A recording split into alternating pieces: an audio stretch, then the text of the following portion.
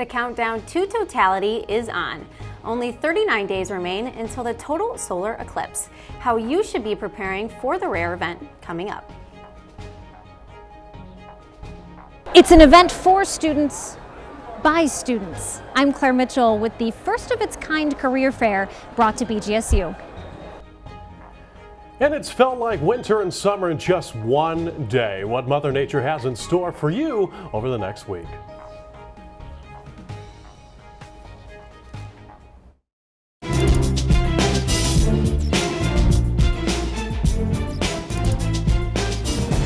Live from the campus of Bowling Green State University.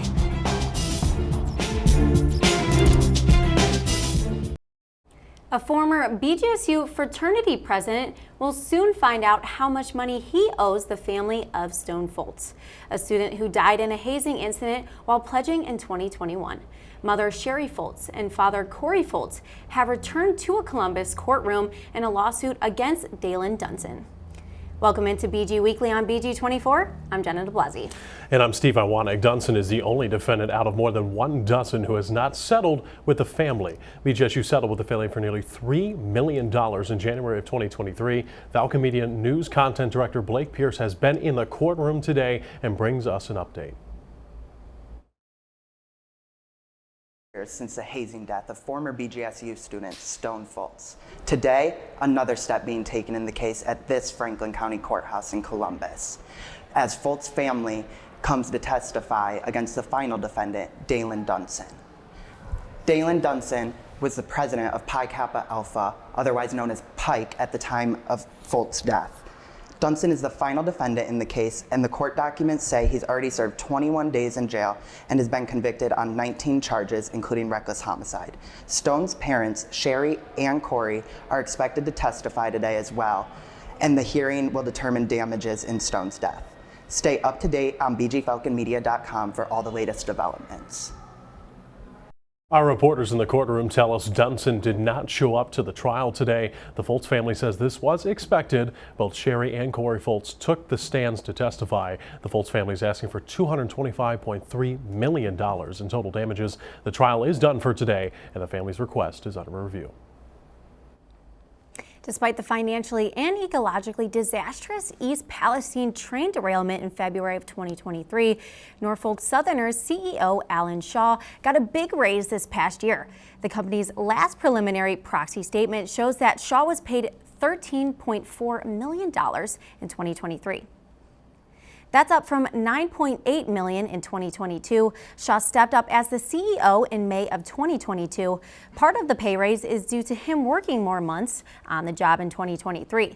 The statement also says an investor group would like to elect an alternative slate of candidates to the company's board of directors, with the goal of replacing Shaw. According to the company's most recent estimate, the East Palestine train derailment has cost Norfolk Southern more than $1 billion. If you see smoke on the west side of BG, it may be a controlled burn at 2 local parks. The BG Parks and Recreation Department says they will be setting fires to get rid of invasive plants and help better habitats for wildlife at Winter Garden and St. John's Nature Preserve throughout the spring. The department says if you're at the preserve while they're burning, some paths may be closed for short periods of time and to just stay away from the fires. On April 8th, the city of BG will witness a total solar eclipse. However, the rare event may bring some unexpected challenges. City officials say they're expecting around 25,000 people to come to our area for the eclipse. Director of the Wood County Emergency Management Agency, Jeff Klein, says the most important takeaway for the community is safety. You're encouraged to stock up on food, water, and other essentials, as well as prepare for any issues with cell phone outages due to the amount of people who will be visiting the area. Klein says that the best thing you can do is to stay home and off the roads. I think the biggest thing to tell people is if you don't have to go out, don't. Stay home, get some food, be prepared, enjoy the day. It's a once-in-a-lifetime event. You'll never forget it. And that's actually. Klein also encourages the community to be cautious, take care of themselves, but also to enjoy the eclipse.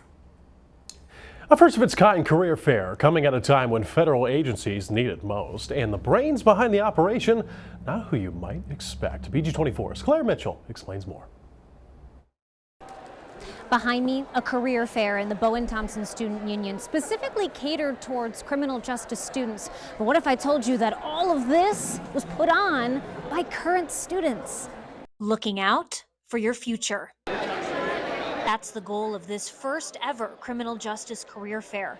Ella Strum is one of the head organizers. And we just rolled with it. She's also a second-year criminal justice student. So this event was put together by the Criminal Justice Student Association, student org here on campus, and as well as the Criminal Justice Learning Community. The reason? Most other career fairs will have a couple criminal justice related agencies, but they never really had more than one or two. So we figured it makes sense to have one event where criminal justice majors can spend a whole afternoon seeing a whole wide spread of agencies. With 45 agencies and over 90 representatives in attendance, there's something for every kind of criminal justice student. From police stations and U.S. Customs and Border Protection. Dan Radigan, a crime prevention officer with the Menor Police Department, traveled over 2 hours to speak to BGSU students. When I started this job, it was very competitive. We had 500 people taking tests. Right now we hope to have 100 officers or 100 candidates taking our test to hire 5 to 10 officers. Sergeant Joffrey McClendon with the Toledo Police Department says he's looking ahead to 2025. Right now we're looking to hire a class of probably about 40 for the 2025 class. Students walking out with confidence. I got business cards, phone numbers, and I'm ready to start reaching out for my internships now. I am very proud of myself, but I could not have done it without my friends.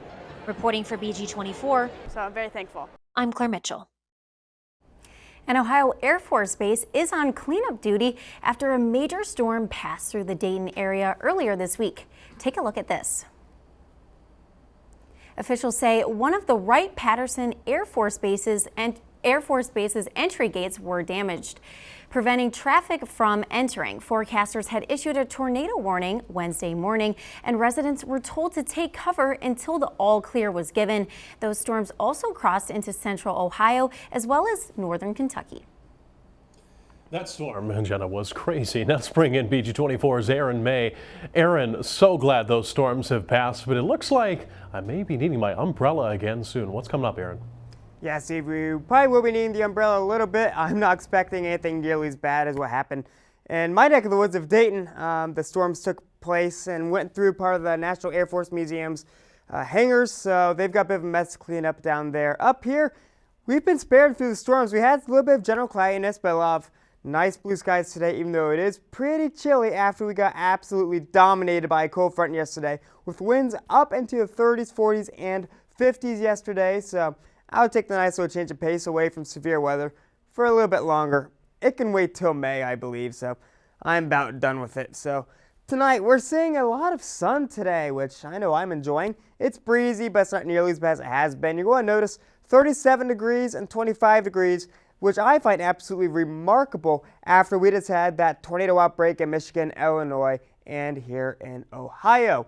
As we look ahead into tomorrow, we're going to be seeing a bit of a warming trend, so that's going to continue to stay as we warm back up from the cold front.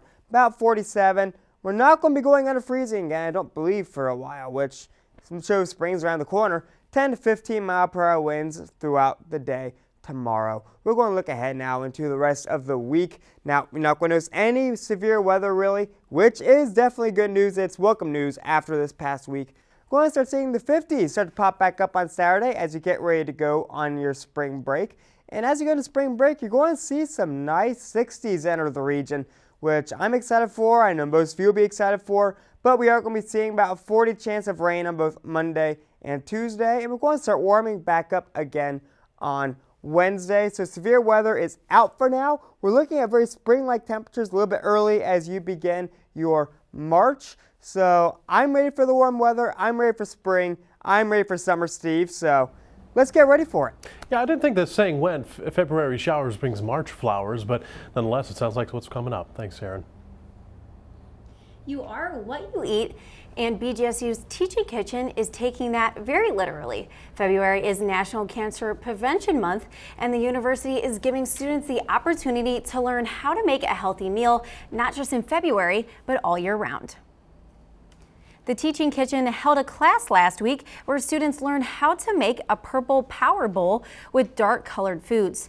Campus dietitian Rochelle Bischoff says the bowls help reduce a tumor-forming component in our bodies. Bischoff also hopes students will utilize local resources, such as the Teaching Kitchen, to learn how they can practice clean eating. I know a lot of students struggle with knowing nutrition because there's so much out there, right? And there's so many influencers on the internet who are saying, oh, eat this, don't eat that. And sometimes that can be misinformation. Bischoff suggests to incorporate carbohydrates, proteins, and unsaturated fats into your diet, such as avocados and nuts. The Teaching Kitchen hosts between 10 to 13 classes a month. BGSU students can even use their meal plan to pay for the classes. A reminder for those of you who have not filed your taxes yet, the April 15 deadline is only 46 days away. The City of BG income tax deadline is the same day. The City Income Tax Division requires a copy of your federal tax return and all W-2s. If you're claiming Bowling Green withholding or a credit for taxes paid to another municipality, your W-2 needs to report this withholding. The city says income tax filings can be turned in person or using the drop box at 305 North Main Street. Are you counting down the days until your spring break getaway? A local travel agent says students should be taking their time as they prepare for vacation. So Beta Schilling with Park Place Travel says the hot spots for spring break typically include Cancun and Punta Cana. Schilling says with international travel, think about your typical convenience store items. They can be harder to find and more expensive in other countries. So Schilling suggests bringing these items with you. Medicines, anything that you might need, simple things, Band-Aids, just because it's going to cost you a lot more at the gift shop. Sunscreen, a bottle of sunscreen is $30 per bottle at a gift shop in the Caribbean. So, you know, little things like that are a lot easier to get here, you want to take. It's getting even more fun. For students staying in town over break, BGSU will be open. However, access to some spaces, including dining halls, may be limited. All right, we are taking a blast to the past coming up to a record-setting hockey coach who comes back to BGSU to celebrate a milestone anniversary. Plus, a BG hockey goaltender has outperformed all other freshmen for a prestigious rookie award from the CCHA.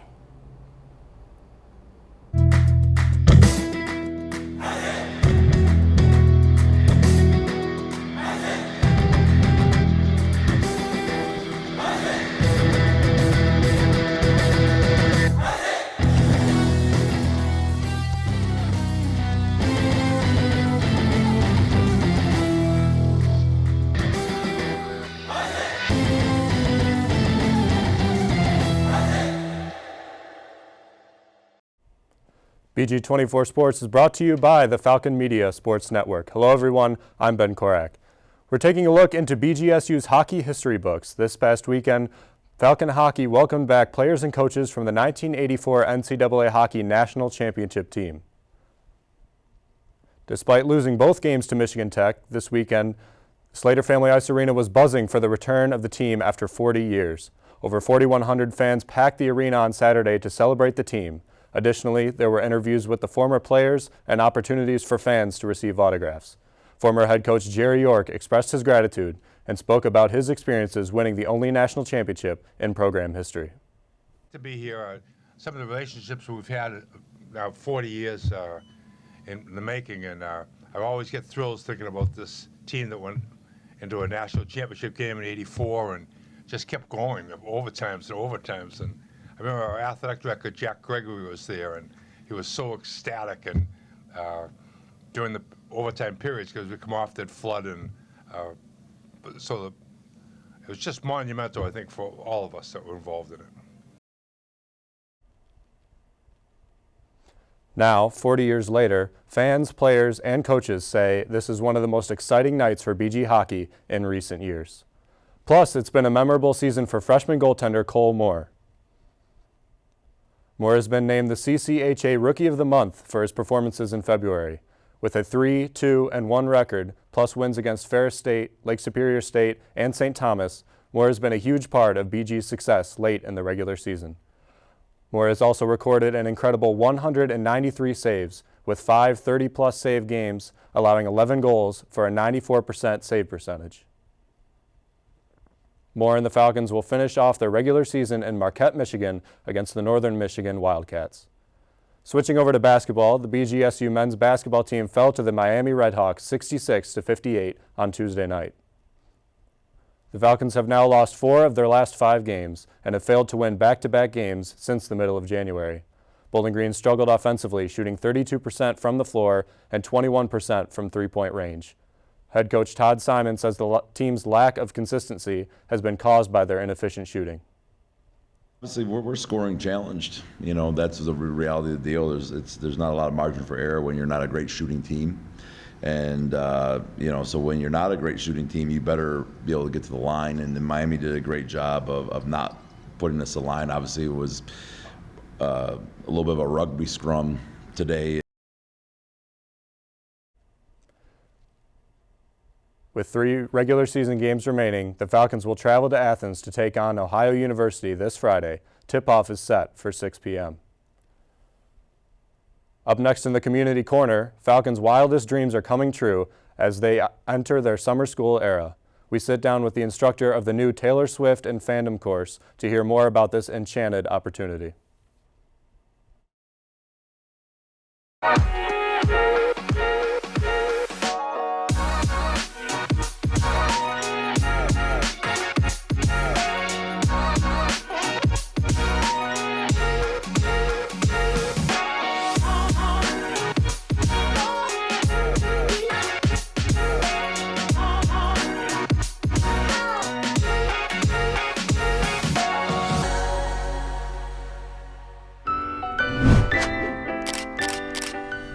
Well, the haters are gonna hate and the players are gonna play. Welcome to Community Corner, where we talk about interesting topics with people in the BG community. I'm Claire Mitchell. It's shaping up to be a not-so-cruel summer in Falcon Country. A new course studying pop icon Taylor Swift and her loyal Swifties will soon be available for BGSU students. The announcement, though, making waves on social media. For reference here, BG Falcon Media's Facebook post about this new class is our most shared post this year, reaching nearly 85,000 people and generating over 180 comments. Oh boy, that comment section filled with many yay and naysayers. So here to chat more about the course and tame any bad blood is the instructor, Miss Katie Klein. She joins us here today. Katie, welcome, and thank you so much for being with us today. Thank you for having me. I'm so excited. Oh, we are too. People are very excited to hear how this came to be and everything in between about it. But let's start off with a little intro about you. Tell us a little bit about yourself and your role here at BGSU. Sure. So I am a second-year PhD student in the American Culture Studies program. I am finishing up my coursework and getting ready to start that lovely dissertation. So that's basically what I do, and I teach women's studies on the side. I sense a sense of sarcasm with lovely. just a little bit. Oh no, I mean, it's going to be about Taylor Swift, but it's going to be a beast. So toughest thing I've done so far, but I'm actually looking forward to it. I love it. And speaking of which, Miss Taylor Swift, who we're going to be talking about today, let's talk about sort of the origins of this class. How did it come to be? Whose idea was it? And why are you teaching it? How did you get picked for it? Well, I asked. Okay. So every summer they give incoming 3rd and 4th year PhD students in the ACS program an opportunity to teach what we call a topics course. And you write up a little proposal and you say, hey, this is what I want to teach. It goes to a group of faculty who review it, and then they pick the ones that they think students will like and will do well. And they said, hey, Katie, we'd love for you to teach a Taylor Swift and fandom course. And I was like, yes. Wow. So I asked, they said yes, and I'm very lucky. So talk about, why are we studying Taylor Swift? What makes her influence and her fan base something worth analyzing, diving deeper into? Oh, I think there's so much to study about Taylor Swift. Like, I'm doing this course as a fandom course, right? But I know people who have done Taylor Swift as literature. I know people who have done like Taylor Swift and economics. There are just so many ways to delve into her because of the impact that she's had, not just in music, but across the country in so many different ways, between her tour, the movie, the awards, just the sheer output of content. But I'm particularly interested in fandom because I've been a fan for my whole life, it feels like. And so I wanted to think about how fans are contributing to this massive impact, because as she says, if it wasn't for the fans, she wouldn't be where she is. So. And I read those statistics here at the very beginning. Needless to say, people had something to say about this announcement, and you laugh. What do you say to the people, obviously you understand why people are excited for it, but for the naysayers who are like, this is a waste of time, this is a waste of money, why are we teaching this at the college level? Well, I'd really ask those people to interrogate why they feel that way. Do they feel that way about all pop culture? Do they feel just that way about Taylor Swift? And is it because she's a woman? Is it because she's successful? Is it because she's breaking records? And I think they would have a really hard time getting into that and figuring out why. But that's one of the things that I want to do in this class, is talk about the fandom and also what we call the anti-fandom. So why do people hate on Taylor Swift when, by all accounts, everyone you talk to her, she says she's a nice person. So what is it there? And that's what I would ask those naysayers. And also tell them that they don't have to take it. So good point. Okay, so that's going to do it for us here today. Real quick, how can people sign up for this course? All the fine details about it real quick. It is a 6-week online asynchronous course. So you just go sign up for summer registration, and you should be able to look it up, ACS 3000 Taylor Swift and Fandom with Katie Klein. So. Awesome. Well, you heard it here. Katie, thank you so much. And hey, thank you for joining us here at Community Corner. Stay tuned after the break for why there's a 29th of February this year. Stay tuned.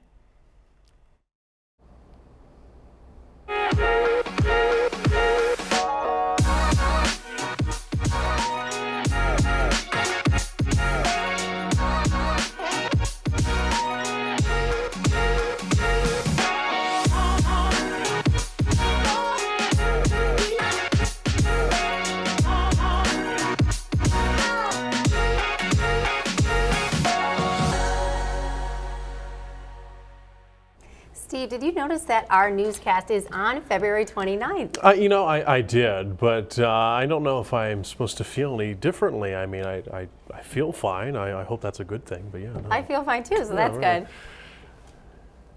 But it takes a little bit extra to orbit Earth, orbit the sun, Earth is, and let me explain why. So, to avoid having our seasons continuously shifting later in the year, every 4th year is designated as a leap year. The extra day also keeps harvesting cycles on their normal schedules. If that's too much to handle, just remember that in the U.S., leap year coincides with every U.S. presidential election. Well, thank you for watching BG24. Follow us for the latest news on social media at BG24, online at bgfalconmedia.com. We'll be back in 2 weeks on March 14th with updates from around Bowling Green and Wood County. See you next week.